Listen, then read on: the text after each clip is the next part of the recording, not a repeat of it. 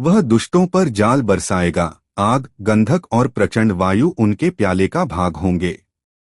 11:06।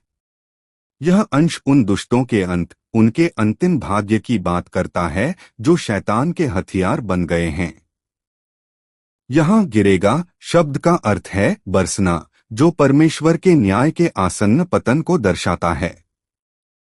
दूसरे शब्दों में यह अंश हमें बताता है कि परमेश्वर उन दुष्टों का न्याय करेगा जो शैतान के हथियार बन गए हैं, और उनका पूरी तरह से न्याय करेगा, जैसे कोई शिकारी किसी पक्षी को पकड़ता है या जैसे आकाश से बारिश बरसती है। आप क्या सोचते हैं? अगर आकाश से बारिश बरसती तो क्या कोई इससे बच पाता? शायद कोई भी बिना भीगे मूसलाधार बारिश में नहीं गुजर सकता था। वरना अगर आकाश से बारिश बरसती तो हर कोई अनिवार्य रूप से भीग जाता। इसी तरह परमेश्वर स्वर्ग से अपने न्याय का जाल बरसाएगा, जैसे कोई शिकारी पक्षियों को पकड़ता है, ताकि सभी दुष्टों का पूरी तरह से नाश और न्याय किया जा सके, किसी को भी पीछे न छोड़ा जाए।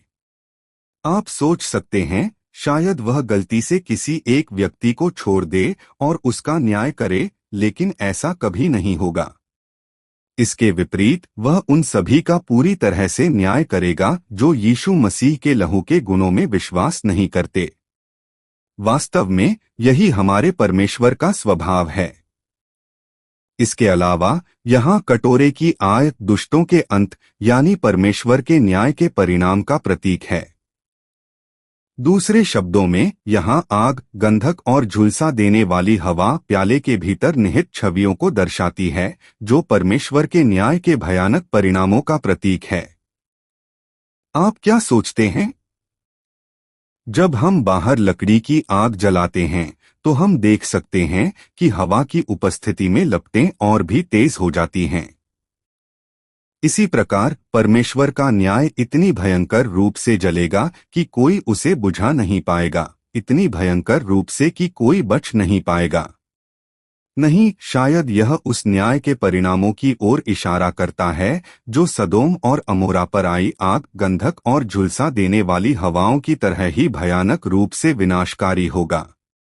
परमेश्वर निश्चित रूप से इन दुष्ट लोगों का न्याय करेगा, और वह उनका न्याय उतनी ही गहराई से करेगा जितना उसने सदोम और अमोरा में किया था।